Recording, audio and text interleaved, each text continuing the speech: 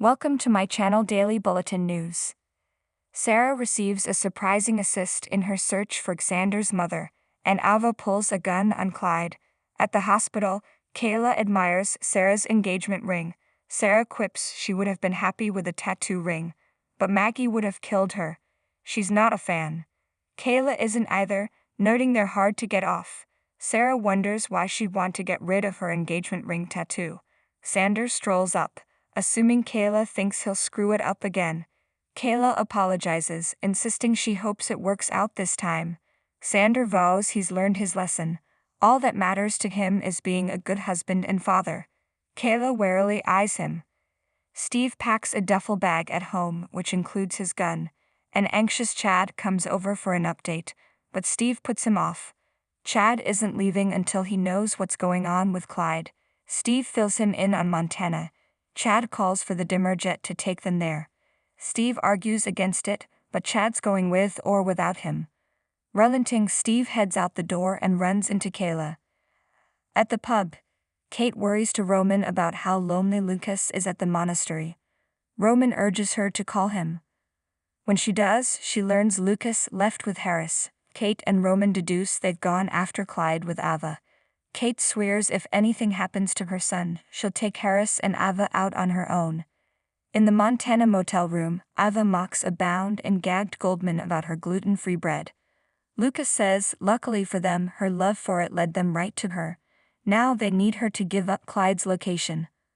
When she refuses, Ava raises a gun, seeing no reason not to blow her away.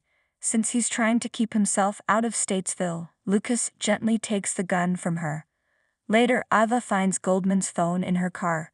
Her text messages tip off Ava and Lucas to Clyde's location at a campground. In an alley, Harris presses one of Clyde's dealers, Snake, for information.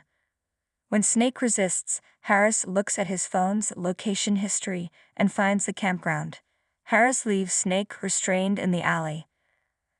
At the hospital, Sarah cautiously tells Xander she wants to invite his mother to their wedding. Xander reiterates that he hasn't talked to her in years. Plus, she's a mean drunk incapable of change. Sarah playfully reminds him about the second chances she's given him. Softening, Xander says even if he were open to it, he wouldn't know where to send the invitation. Sarah would be happy to track her down if Xander's okay with it.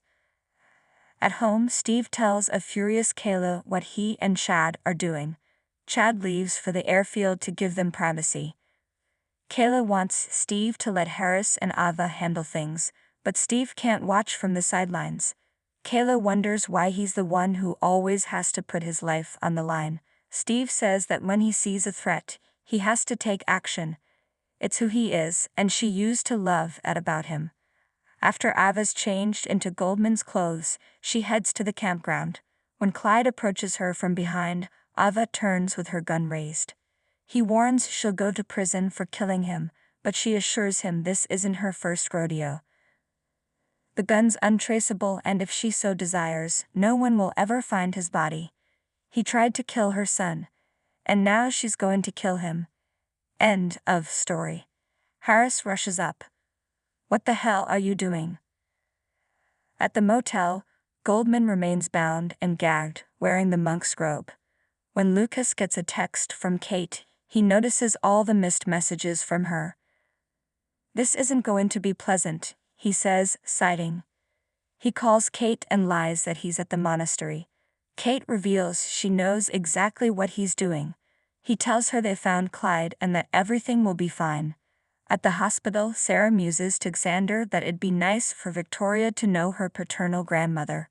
For their daughter's sake, Xander agrees to let her look for his mother. She asks for a good place to start. He suggests the local drunk tanks in London, the city of her last known location. He also gives her the last number he has for her.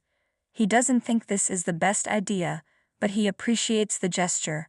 However, if this turns out to be a disaster, he reserves the right to say, "I told you so." Stay tuned and subscribe the channel.